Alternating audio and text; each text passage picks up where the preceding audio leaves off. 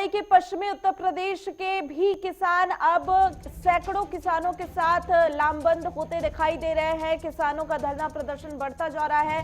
सैकड़ों किसानों ने हापुड़ से दिल्ली के लिए कूच कर दिया है। और आपको बता दें कि गाजियाबाद बॉर्डर पर किसान यूनियन ने जाम लगा दिया है। 20 मिनट तक नेशनल हाईवे जाम रखने के बाद किसान दिल्ली रवाना हुए। तो आपको बता दें कि दिल्ली में किसानों का प्रदर्शन अब उग्र होता हुआ दिखाई दे रहा है। और वहीं किसानों के अब समर्थन में देश के अलग अलग राज्यों से और भी बड़ी संख्या में किसान दिल्ली की तरफ कूच कर रहे हैं। पश्चिमी उत्तर प्रदेश के किसान भी अब उनके समर्थन में उतर आए हैं। जिस तरीके से पंजाब और हरियाणा के किसानों की तरफ से प्रदर्शन चल रहा है, उनके समर्थन में अब पश्चिमी उत्तर प्रदेश के किसान भी सामने आ रहे हैं। सैकड़ों किसानों ने हापुड़ से दिल्ली के लिए कूच किया है। और ऐसे में आपको बता दें कि गाजियाबाद बॉर्डर पर किसान यूनियन ने लंबा जाम लगाया था और बताया जा रहा है कि करीब 20 मिनट तक नेशनल हाईवे जाम करने के बाद किसान दिल्ली के लिए रवाना हो गए हैं। जिस तरीके से किसान लगातार दिल्ली में कूच कर रहे हैं, इसे देखते हुए बॉर्डर्स पे सख्ती बढ़ा दी गई है। तमाम बॉर्डर्स को सील कर दिया गया है क्योंकि बहुत ही भारी तादाद में तमाम किसान दिल्ली की तरफ कूच कर रहे हैं। और ऐसे में समस्या कहीं ना कहीं और ज्यादा गंभीर होती हुई दिखाई दे रही है, क्योंकि एक तरफ सरकार लगातार किसान से बातचीत करके इस मसले को सुलझाने की कोशिश कर रही है, वहीं दूसरी तरफ किसान भी अपनी मांगों को लेकर अड़े हुए हैं। और उनका कहना है कि पिछले कई महीनों से वो धरने पर बैठे थे, सरकार ने उनकी बातों को नहीं सुना और अब वो मजबूर हो गए हैं दिल्ली कूच करने के लिए। और ऐसे में अब अगर सरकार ने उनकी बात नहीं मानी तो वो इसी तरीके से दिल्ली बॉर्डर पर डटे रहेंगे। तो अब देखने वाली बात होगी कि क्या सरकार और किसान के बीच जो बातचीत चल रही है उससे कोई हल निकलता है या फिर नहीं, या फिर इसी तरीके से किसानों का आंदोलन और उग्र होता हुआ दिखाई देगा। क्योंकि अब तमाम पंजाब और हरियाणा के किसानों को तमाम देश के जो अलग अलग राज्य से किसान हैं उनका भी समर्थन मिलता हुआ दिखाई दे रहा है। और अब पश्चिमी उत्तर प्रदेश के किसान भी उनके समर्थन में आते हुए दिखाई दे रहे हैं, जिसके चलते भारी जाम की स्थिति बनी हुई है। बॉर्डर्स पे लंबा जाम देखने को मिल रहा है।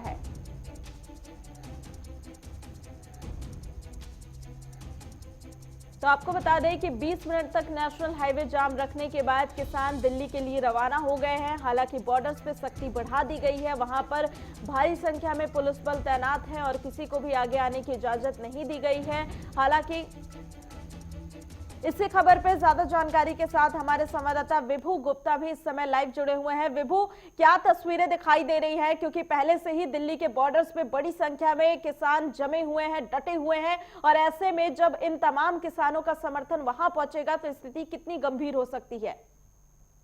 बिल्कुल करिश्मा, बताना चाहूंगा जो किसान आंदोलन कर रहे हैं उसका आज 8वां दिन है, लेकिन किसानों को अभी भी उम्मीद की राह नजर नहीं आ रही है। पीयूष गोयल, नरेंद्र तोमर, इसके अलावा जो कृषि मंत्री हैं केंद्र सरकार में, वो बैठक कर रहे हैं। 40 किसान मौजूद हैं उस बैठक में। राकेश टिकैत भाकियू के जो राष्ट्रीय प्रवक्ता हैं उस बैठक में वो भी मौजूद हैं। क्या बातचीत चल रही है? किसानों से बातचीत हमारी हुई थी तो उन्होंने बताया था कि एक मांग पत्र वो सरकार को सौंप रहे हैं, जिसमें उन्होंने बताया कि किसानों की दोगुना आय किस तरह से हो सकती है। किसान शुरू से ही आंदोलन कर रहे थे इस बिल को पास होने के बाद। अब जो पश्चिमी उत्तर प्रदेश के किसान हैं वो भी अपने अपने क्षेत्रों में आंदोलन कर रहे हैं। उनका समर्थन अब जो दिल्ली किसान पहुंचे हैं उनको मिल रहा है। तो कहीं ना कहीं किसानों का एक गुट पश्चिम उत्तर प्रदेश का वो अब किसानों को बॉर्डर्स की बात करें तो वहां पर क्या स्थिति दिखाई दे रही है? क्योंकि खबर ये भी आ रही थी कि करीब 20 मिनट तक नेशनल हाईवे को जाम कर दिया गया था। हापुड़ से तमाम किसान आ रहे हैं, तो क्या स्थिति तमाम हाईवेज पे नजर आ रही है? बिल्कुल करिश्मा, हापुड़ गाजियाबाद जो बॉर्डर था उसे भी किसानों ने सील कर दिया था। इसके अलावा जो मेरठ दिल्ली बॉर्डर था उसे भी सील कर दिया था। किसान अपनी मांगों पर डटे हुए हैं, लेकिन इस बीच एक जो किसानों का जो एक रवैया देखने को मिला कि जब एम्बुलेंस निकल रही थी, ये जो जरूरतमंद लोग थे किसानों ने उनको रास्ता दिया।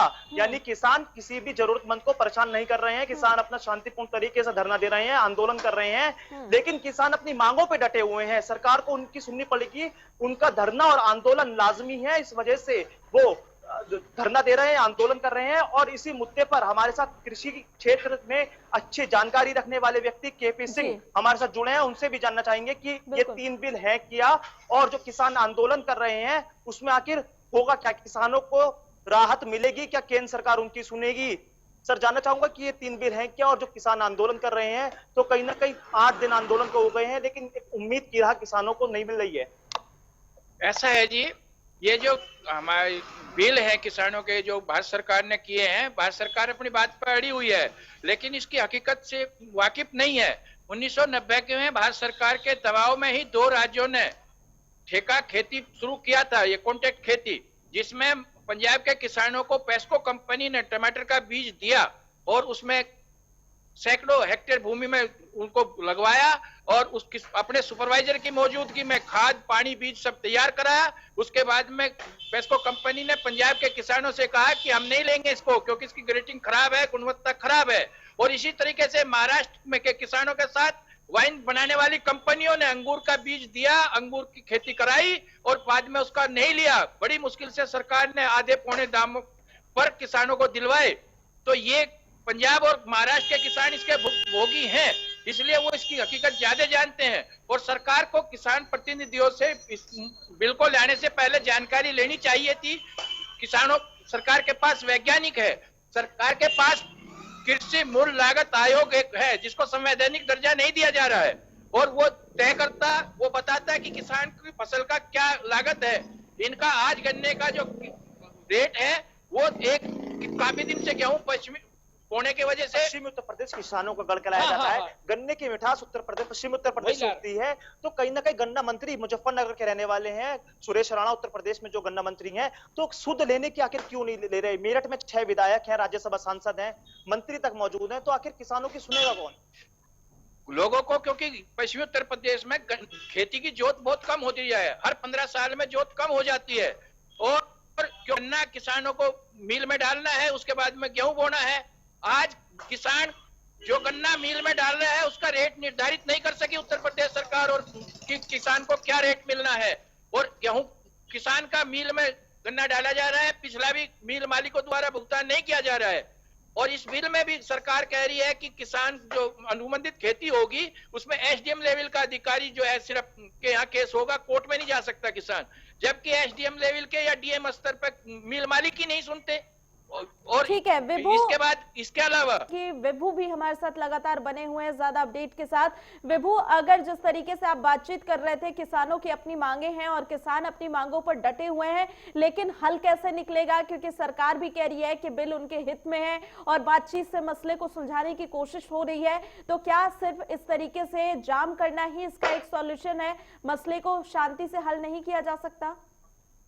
देखिए करिश्मा, मैं आपको बता रहा था किसानों के आंदोलन का 8वां दिन है, लेकिन किसानों को अभी भी उम्मीद की राह नजर नहीं आई है।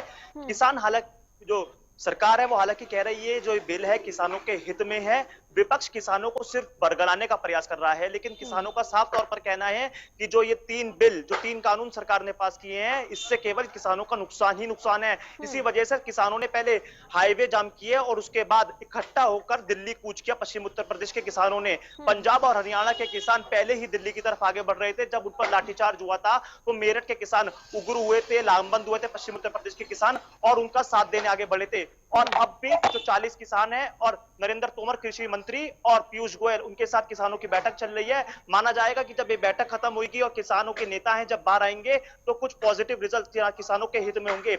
लेकिन गौर करने वाली बात यह है कि कोरोना महामारी के बीच भी किसान इकट्ठा हो रहे हैं। जान माल का पूरी तरह से खतरा है। पंजाब और हरियाणा के किसान दिल्ली की तरफ आगे बढ़े थे और दिल्ली में कोरोना का खतरा सबसे आगे ज्यादा बढ़ा है। जब ये किसान वापस अपने पंजाब और हरियाणा पहुंचेंगे तो आखिर किस तरह का कोरोना का बम फूटेगा, ये भी सरकार को देखना होगा, क्योंकि एक तरफ जहां कोरोना महामारी फैल रही है, बहुत बहुत धन्यवाद तमाम जानकारी के लिए। तो अब तमाम समस्याएं हैं, देखना होगा कि आखिर ये मसला किस तरीके से सुलझता है।